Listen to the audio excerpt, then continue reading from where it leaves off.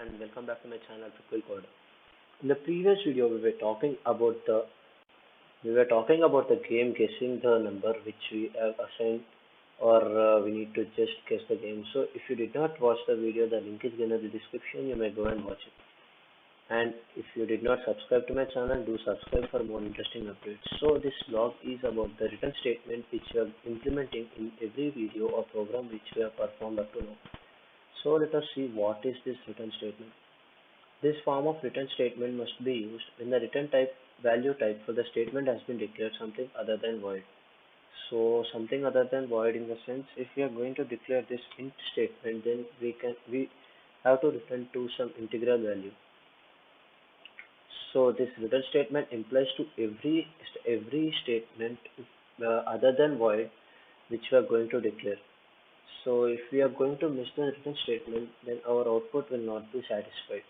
So if we will not assign to a return to a statement, then the compiler will prompt an error that the program has not returned to a value. So let us see the error in the compiler only. So here we come to the compiler. I have not returned to a statement, returned to a value. So warning, return type defaults to int. So as I am not returning to any value, it is showing that I have been returned to any value. Okay, let me just declare the int main and rewrite the code.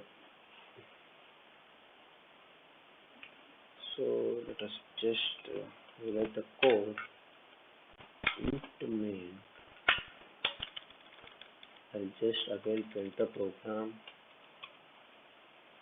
Enter hello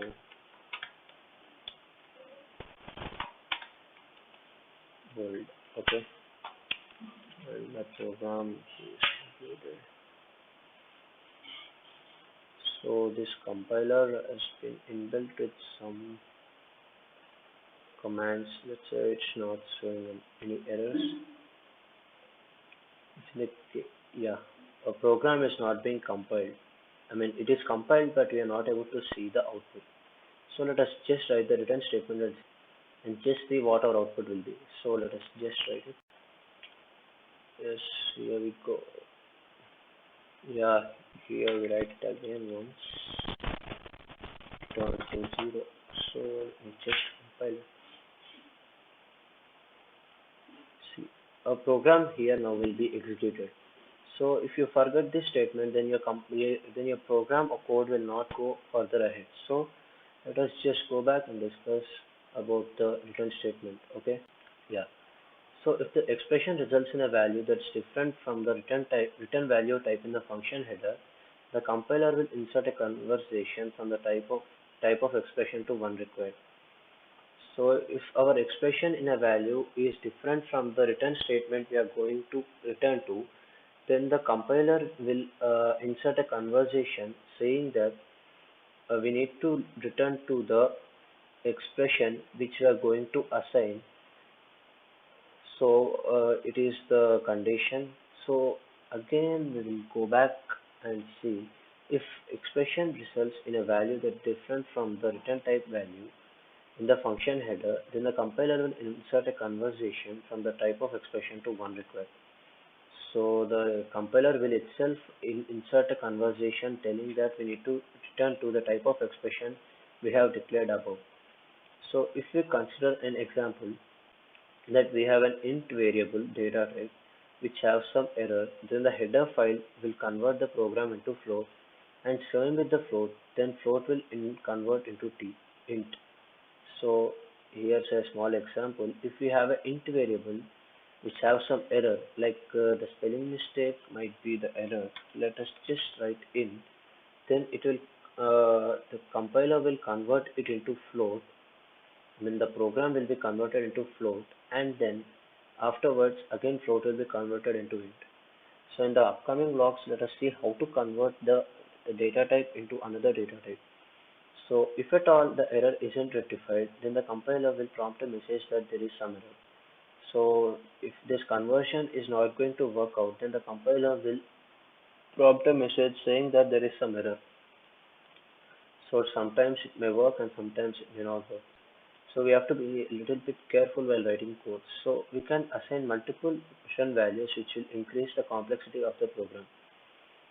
So as we have discussed in the testing of absolute values in C, we have inserted many return values which have made our code com something more complex than the others. Okay, let us just speak on how to invoke a function. You can call a function by function name followed by the arguments to the functions between parentheses.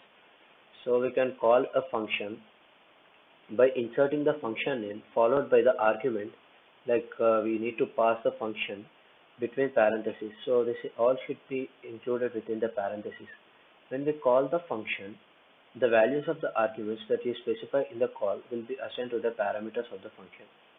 So when we are going to call the function, then the values of the arguments that we specify will be directly called in the parameters of the function. So when the function executes, the computation proceeds using the values you supplied as arguments. So the function will execute the computation by proceeding with the values which were supplied as the argument. So the argument specified when you call a function should agree in type, number, and sequence with the parameters in the function header. So any argument you are going to call must be specified which will agree with the type, number, and sequence. If it is not going to agree with this type, number, and sequence, then the code will prompt error. And if at all it is agreed, then it will collab with the parameters in the function header. Order of data types is most important. Okay, the data type order is most important. Like if we have the type, then we have to specify the sequence and then number. So this is the order. So let us just talk about the invoking a function and assigning data return. If the function is used as the right side of an assignment statement, then return value supplied by the function will be substituted by the function. So if the function is used as the right side of an assignment operator, so let us see the example. As we know that assignment in the sense declaring some variable and making the use of it afterwards whenever required. So the return value supplied by the function will be substituted by the function itself. So if we are going to assign some variable to some constant, then our return value will be supplied by the function only and will be substituted by itself. So let us speak about the local and global variables. Variables defined inside a function are known as automatic local variables. They are automatically created each time the function is called. So the variables which are declared when we are going to assign a function are called as local variable. So they will be automatically declared. We need not assign or initialize them. Their values are local to the function. So the values of the variable will be known to the function. The variable created in between the parentheses is declared as a local variable. So if you are going to include some variable in this parenthesis, then it will be declared itself as a local variable. The value can be accessed only to the value where the variable is defined. So it cannot be accessed from anywhere the user likes to, but it is a rule that it need to be accessed where the value is defined. Its value cannot be accessed by any other variable. So if you are going to declare any value x equals to 5, then it is only accessed by x, namely 5, not y equals to 10. So this is a small example illustrated. So if we have x equals to 5, then only x can be called as 5, not y equals to 5. So if an initial value is given to a variable inside the function, that initial value is assigned to the variable each time the function is called. So if we are going to give a value at the first inside a variable, then the initial value is assigned to that variable each time. So if x equals to x is called as 5, then x is only called as 5 every time we use it. Can use the auto keyword to be more precise, but not necessary as the compiler adds this by default. So you can also use the auto keyword. Let us just specify one auto keyword. So here's an auto keyword. So we have specified that auto int var1 is a variable. So this auto need not be specified because the compiler will add by default. Local variables are also applicable to any code where the variable is created in a block. Loop of statements. Okay, loop if statements.